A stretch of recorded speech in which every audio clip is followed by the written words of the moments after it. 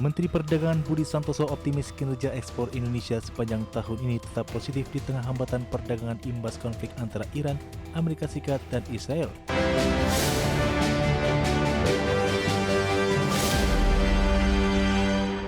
Menteri Perdagangan Budi Santoso optimistis kinerja ekspor Indonesia sepanjang tahun ini tetap positif di tengah hambatan perdagangan imbas konflik di Timur Tengah. Hal tersebut didorong oleh langkah diversifikasi pasar yang tengah dilakukan pemerintah ke negara kawasan yang tidak terdampak konflik seperti Regional Comprehensive Economic Partnership hingga Afrika.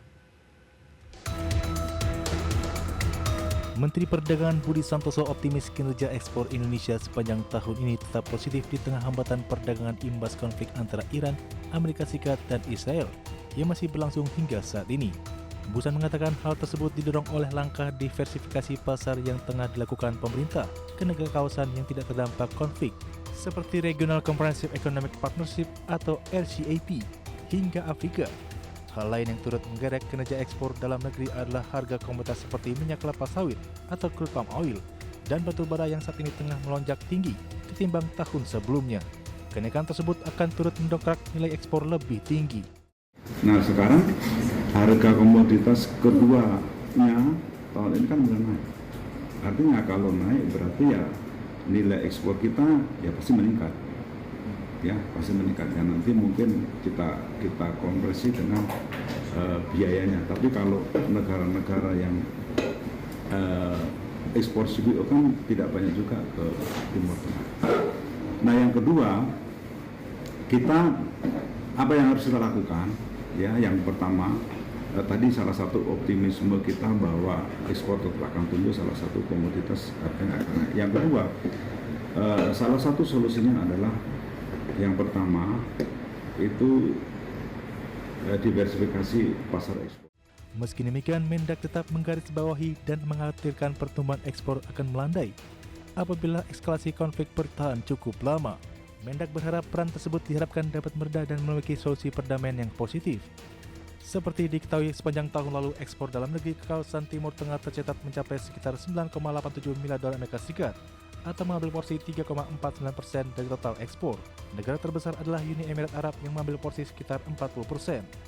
Sementara itu Arab Saudi mengambil porsi sekitar 29%. Lalu ekspor ke Iran hanya sebesar 2,5% atau setara sekitar 250 juta dolar Amerika Serikat. Dari Jakarta, Riki Anwar di Tim Liputan IDX. Kementerian SDM menegaskan pemerintah tidak melakukan perubahan terhadap rencana kerja dan anggaran biaya atau RKAB batubara. Menteri Energi dan Sumber Daya Mineral Bahlil Lahadalia mengungkapkan relaksasi tersebut bertujuan memastikan ketersediaan pasokan batubara untuk kebutuhan dalam negeri sekaligus menyesuaikan produksi dengan kondisi pasar global. Menteri Energi dan Sumber Daya Mineral atau ESDM Bahlil Lahadalia menegaskan pemerintah tidak melakukan perubahan terhadap rencana kerja dan anggaran biaya atau RKAB batubara. Namun pemerintah tetap memutuskan untuk menaikkan harga patokan mineral nikel sebagai bagian dari kebijakan mendorong penerimaan di sektor pertambangan. Bahlil menyebut bahwa RKAB batubara tetap berjalan sesuai rencana dengan penerapan relaksasi yang terukur untuk menjaga keseimbangan produksi. Menurutnya, relaksasi tersebut bertujuan memastikan ketersediaan pasokan batubara untuk kebutuhan dalam negeri sekaligus menyesuaikan produksi dengan kondisi pasar global.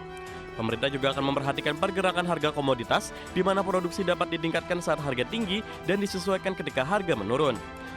Untuk diketahui, pada tahun 2026, Kementerian ESDM telah menyetujui RKAB batubara sebesar 390 juta ton. Bagus terus, kita akan memproduksi juga lebih banyak.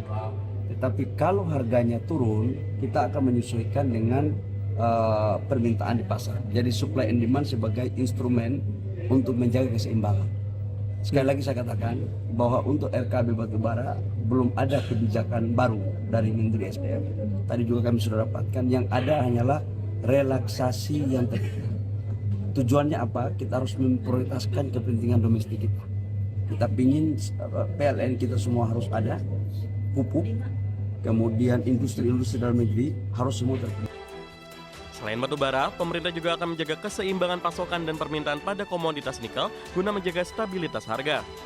Dalam kebijakan tersebut, pemerintah resmi memutuskan untuk menaikkan HPM nikel sebagai acuan harga dengan tujuan mencegah penurunan harga serta memastikan kebutuhan industri dalam negeri tetap terpenuhi. Jakarta, Raharjo Patmo untuk IDX Channel. Pemirsa, emiten pengelola jaringan Rumah Sakit Hermina PT Medikaloka Hermina Tbk melaporkan penurunan laba bersih sebesar 19,9% di sepanjang tahun buku 2025. Meski pendapatan perusahaan masih tumbuh positif, membengkaknya beban pokok pendapatan menjadi pemicu utama tertekannya profitabilitas perseroan. Emiten pengelola jaringan Rumah Sakit Hermina, PT Medikaloka Hermina Tbk atau HEAL melaporkan penurunan laba bersih sebesar 19,9% sepanjang tahun buku 2025. Berdasarkan laporan keuangan per 29 Maret 2026, HEAL membukukan laba bersih senilai 429,55 miliar rupiah, turun dari capaian tahun 2024 yang sebesar 535,94 miliar rupiah. Padahal, pendapatan bersih perseroan tercatat masih meningkat 6,2% menjadi 7,13 triliun rupiah. Namun, pertumbuhan ini tergerus oleh kenaikan beban pokok pendapatan sebesar 10,2% secara tahunan yang menyebabkan laba bruto perseroan menyusut tipis menjadi 2,41 triliun rupiah. Sepanjang periode Januari hingga Desember 2025, laba usaha Hermina tercatat sebesar 967,04 miliar rupiah atau turun 8,6%. Kondisi serupa juga terlihat pada laba sebelum pajak penghasilan yang merosot ke angka 754,88 miliar rupiah. Setelah memperhitungkan beban pajak neto, laba tahun berjalan yang dapat didistribusikan kepada pemilik entitas induk berakhir di angka 429,55 miliar rupiah, mencerminkan tantangan efisiensi biaya operasional yang dihadapi grup rumah sakit ini selama setahun terakhir. Meski laba bersih terkoreksi, neraca keuangan HIL menunjukkan pertumbuhan pada sisi aset dan ekuitas. Total aset Hermina tercatat meningkat 12,4% menjadi 11,89 triliun rupiah pada akhir 2025, sementara ekuitas perseroan melonjak 22,9% ke level 7,21 triliun rupiah. Adapun dari sisi likuiditas, posisi kas dan setara kas perseroan juga terpantau menguat 13,2%, memberikan ruang bagi perusahaan untuk tetap menjaga stabilitas operasional di sektor kesehatan pada 2026. Berbagai sumber IDX Channel. Pemirsa, PT IT Sek Asia Tbk atau emiten berkode saham CYBR mencatatkan peningkatan signifikan pada laba bersih dan laba usaha di sepanjang tahun 2025. Pertumbuhan ini didorong peningkatan skala bisnis, efisiensi operasional, serta inovasi produk keamanan siber berbasis AI.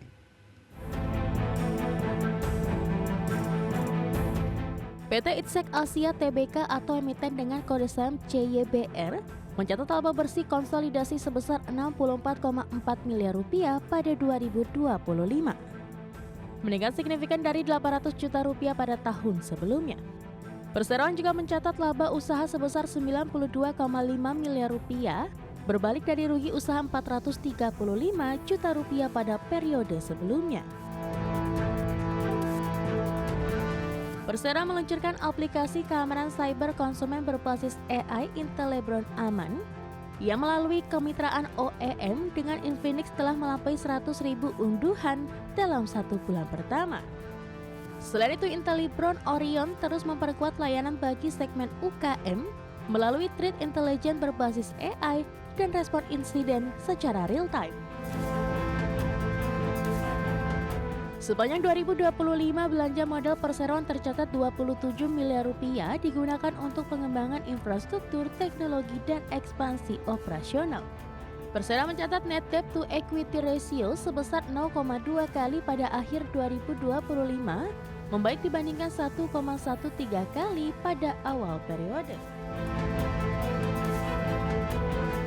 Itsek Asia turut menginisiasi gerakan keamanan cyber nasional bersama Adiksi dan BSSN untuk mendukung ketahanan digital dan perlindungan infrastruktur krisis nasional.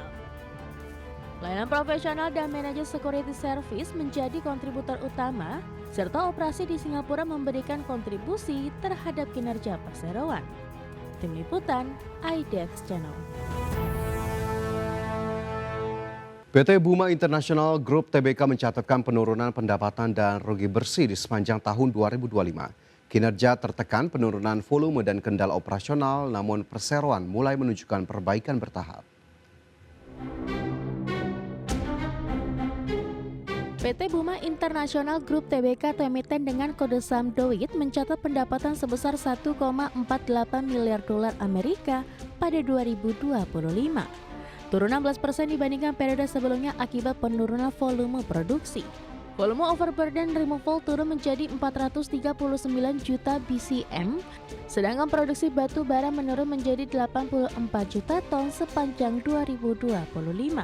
Persero mencatat EBITDA sebesar 173 juta dolar Amerika dengan margin 14%, tertekan oleh penurunan volume dan kenaikan biaya operasional.